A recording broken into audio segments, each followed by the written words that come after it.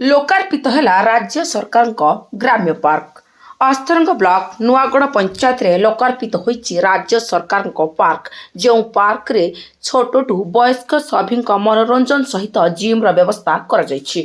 लोकार्पित दिवस रे एकाठी हेले 10,000 ऊर्ध्व लोक सरपंच को मिलुछि धन्यवाद। अस्तरंगरू सुजाता साहू रिपोर्ट देश दुनिया खबर 24। निर्वाचन जो सरपंच भाव में निर्वाचित होली से मोर सब चेष्टा थी मो गाँव को गोटे माने सरस सुंदर और विकसित करने लक्ष्य नहीं कार्य करूँ जहाँ दीर्घ दिन प्रयास आज संपूर्ण होती। आज ग्राम्य गेट तोरण और शिशु उद्यान आज उद्घाटन उत्सव होता समस्त दल बल निर्विशेष मो गाँव बुद्धिजीवी हूँ युवक हूँ माँ मैंने हूँ समस्ते सामिल होते से कृतज्ञता ज्ञापन कर चेष्टा करुली केमती गाँव में सहर सुविधाकरण करी मो गाँव लोक सुविधा दे पारि से दिगरे काम करी जहाँ आपण मैंने देखुं सफल भाव में सफल रूपायन होती सब चेष्टा करी यहीटा को दीर्घस्थायी भाव में माने सुरक्षित रखी जमती एवं अच्छी सेमती जिते दिन माने रही सेते दिन भाव में यार रक्षणाबेक्षण कार्य करी भाव में रखी आशा प्रकट आज्ञा समस्त किसी ना किसी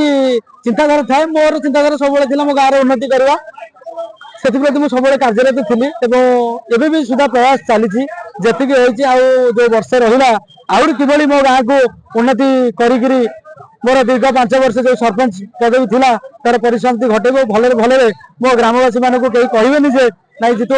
5 वर्ष कार्य करथिला किछि कलानि बोली सेटा मन भीतर न आसु सब बेले किछि नुआ करी आहरी बहुत काम बाकी रही आज्ञा समय कहबो मु निर्वाचन लड़ुची न लड़ुची समय कहबो किंतु मु सब बेले चेष्टा करबी मु अबा भविष्य रे किए भी सरपंच होंतु मो पंचायत रो मोर लक्ष्य रहिबो केमती मोर जति गुडे विकास काम गाँ प्रति होइछि समस्ते आपको लगी पड़ी ग्रामवासी हिसाब से सब रक्षणाबेक्षण करने मो संकल्प रही जी भी भविष्य में आसतु मुझे कि अन्य आसतु से केमती दिगरे काम करेंगे से चेष्टा कर आप जो प्रश्न पचारे ठीक अच्छे किंतु मु सरपंच थाए अबा न थाए किंतु ग्रामवासी हिसाब से मुझे सब चेष्टा जारी रखी मोर ये पार्क को सरस सुंदर रखापी पार्क गोटे गेट नुआगढ़ गोटे वेलकम गेट कर आज मुझे देखुची जो आम आपण मैंने देखुवे नुआगढ़ समस्त वरिष्ठ टू आरंभ कर सान मैंने युवक वर्ग मैंने समस्त माने प्रशंसा कर जिम सहित देखो आम जो सस्टेनेबल डेवलपमेंट वर्क जो 17टी गोल रही